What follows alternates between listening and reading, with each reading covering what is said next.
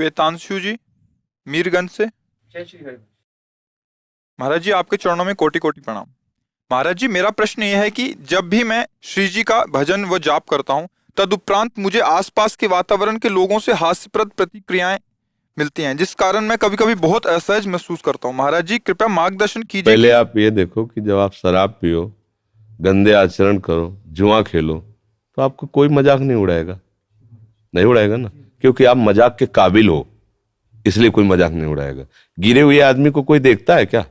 जो दौड़ लगा रहा फिर गिरा, फिर उसकी हंसी की जाती है, नहीं की जाती? गिरा गिरा गिरा, जो गिरा पड़ा उसके लिए क्या हंसे? समझना। अब आप हंसी योग्य नहीं हो, इसलिए वो हंसी करके आपको रोकना चाहते हैं, आपको रुकना नहीं, आपको आगे बढ़ना है। देखो, हंसी योग्य बातें, गंदी बातें जब लोग करते हैं तब तो हंसी उड़ानी चाहिए ना। नीच आदमी शराब पीता है, मांस खाता है, व्यभिचार करता है, गंदे आचरण करता है, उसका उपहास होना चाहिए? नहीं होना चाहिए। लेकिन कभी समाज में उसका उपहास नहीं किया जाएगा। लेकिन आप कंठी बांध लो, माला जपने लगो, भगवान का नाम जपने लगो, भगवान का नाम कीर्तन करने लगो, तो लोग उपहास करने लगते हैं। उपहास करने का मतलब आपको उस मार्ग से गिराना चाहते हैं। गिरे हुए का उपहास नहीं करते लोग, तो इसका मतलब आप सही मार्ग पे चल रहे हो, तो आपको आगे बढ़ना चाहिए, उनके उपहास से नहीं रुकना चाहिए। आप हिम्मत, अगर हिम्मत नहीं रहेगी तो फिर अच्छा, गलत हो तो रुक जाना चाहिए। वास्तविक जब गलत मार्ग है, लोग अगर कह भी रहे तो रुक जाना चाहिए। प्रशंसा भी करे तो रुक जाना चाहिए। मतलब गलत हम है, वो कह रहे शाबाश चले जाओ, तो रुक जाना चाहिए। और जब हम जानते सही है, हमारे ही जानने से नहीं, लाखों संतों की वचन है, शास्त्रों के वचन है, तो आप कोई भी कुछ कहे, हम नहीं, अपने मार्ग में चलता है। दिखावा करे ना, हम भजन इसलिए थोड़ी करते कि लोग हमको प्रणाम करें, हमें वाहवाही करें। लोगों की मति है, कोई कहेगा संत, कोई कहेगा पाखंडी, कोई कहेगा अच्छा है, कोई कहेगा हराम का खाता है। अपना उनका विचार है पर्सनल, उनके विचार में हमारा थोड़ी कोई भाव है। हमें देखना है कि हम क्या है, हमारा मार्ग क्या है, बस। अगर हम सच्चे मार्ग पर चलते रहेंगे तो इनसे हमें मतलब नहीं है। जिन्होंने इनकी रचना की है वो खुद हमें गले लगा लेंगे। बस हमें बात इतनी सा, जब मालिक गले लगा लेगा ना, तो फिर सब कृपा करने लगे, क्योंकि सब उन्हीं के हैं। और सही माने में वो ही आकर के ये बात करते हैं कि तुम कैसे खिलाड़ी हो, देखें भला, आप तुम्हारा हम विरोध करते, फिर खेल के दिखाओ।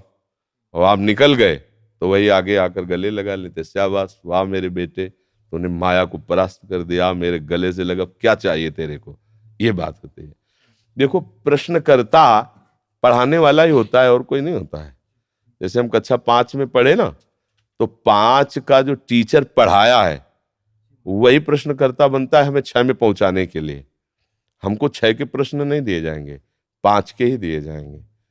तो अब हमें समझना है कि मेरे आगे प्रश्न मेरे भगवान ही भेजेंगे।